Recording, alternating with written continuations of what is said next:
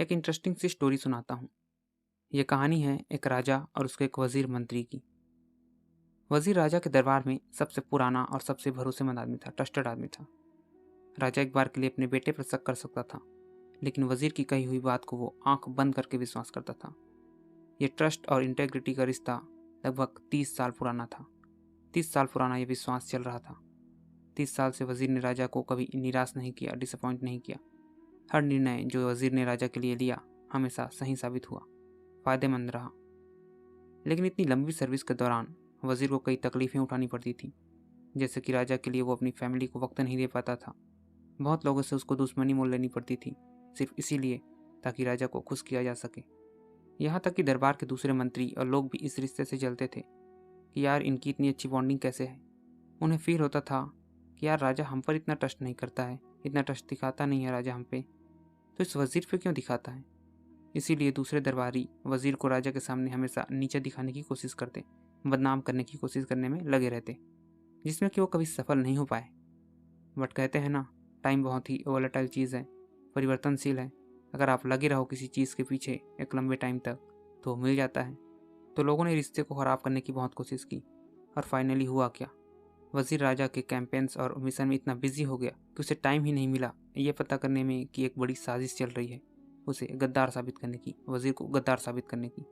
और आखिर में सबने मिलकर राजा को झूठे एविडेंस और प्रूफ दिखाकर ये प्रूफ कर दिया कि वजीर धोखेबाज आदमी है और जल्द ही राजा की राजगद्दी पर दुश्मनों के साथ मिलकर अटैक करने वाला है।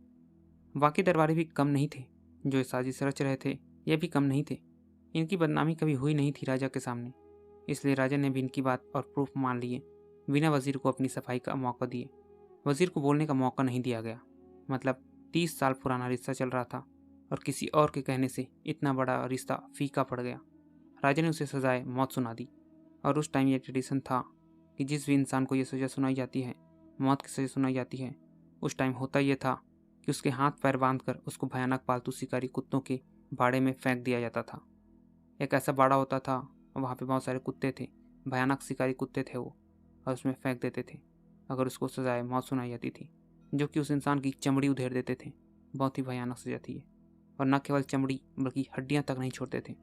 पर वजीर ने इस सज़ा को सुनते ही राजा से सिर्फ एक रिक्वेस्ट की कि मेरी सज़ा सिर्फ 10 दिनों के लिए पोस्टपोन कर दो, ताकि मैं जिन लोगों से पैसे मांगता हूँ वो उनसे लेकर मैं अपने कर्जे उतार सकूँ। अपनी जो भी ज़मीन जायदाद है वो अपने बच्चों को इक्वली बांट दूँ, ताकि मेरे मरने के बाद में वो लड़े ना, आराम से रह सकें। तो राजा ने रिक्वेस्ट को आखिरी इच्छा मानकर एक्सेप्ट कर लिया। तो जैसे ही उसको चांस मिल गया, उसके बाद में वजीर घर गया तुरंत भाग करके, और 100 सोने के सिक्के घर से लेकर उस शिकारी के पास पहुंचा जो उन शिकारी कुत्तों को संभालने का काम करता था, देखभाल करने का काम करता था। वही कुत्ते जो 10 दिन बाद में इसी वजीर को खाने वाले हैं। उस इंसान के पास जाने के बाद में, शिकारी के पास जाने के बाद में, वजीर ने 100 सोने के सिक्के शिकारी को देकर बस उसे ये कहा कि ये 10 दिनों के लिए ये जो कुत्ते हैं इनकी देखभाली करने के लिए मुझे छोड़ दो, मुझे देखभाल करने दो इनकी, मुझे इनके साथ टाइम स्पेंड करने दो, मुझे इसकी परमिशन दे दो। मैं आपको बदले में 100 कॉइन्स दे रहा हूँ गोल्ड के। शिकारी को तो गोल्ड कॉइन्स मिल रही हैं, वो मान भी गया, उसने डील एक्सेप्ट कर ली।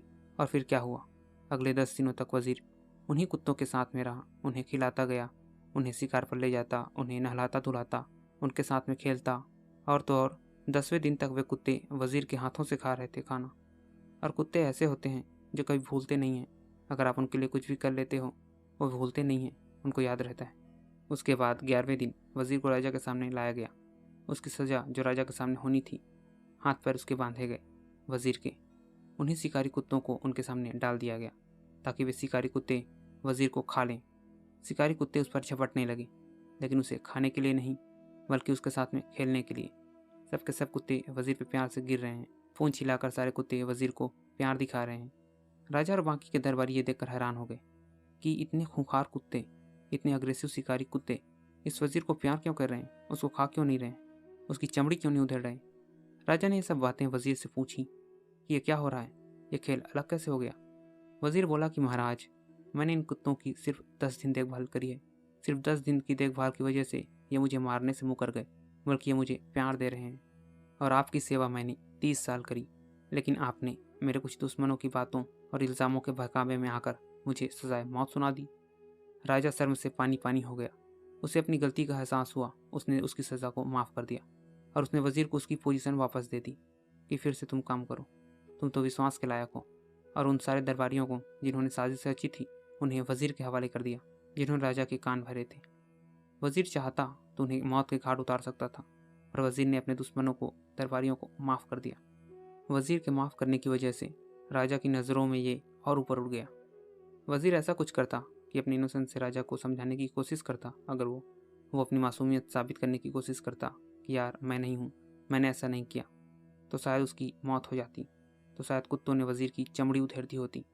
लेकिन वज़ीर ने सोचा कि मैं अपने आप को सही साबित शब्दों से करने से अच्छा एक्शन से साबित करूं, एक्शन से दिखाऊं राजा को कि वो कितनी बड़ी गलती कर चुका है, राजा ने कितनी बड़ी गलती की है उसके वफादार वज़ीर पर शक करके। तो इस कहानी की सीख यह है कि आर्ग्यूमेंट करने से अच्छा, बोल कर बताने से अच्छा है कि एक्शन से आप प्रूव करो चीज़ों को। Wish you all the very best. Thank you.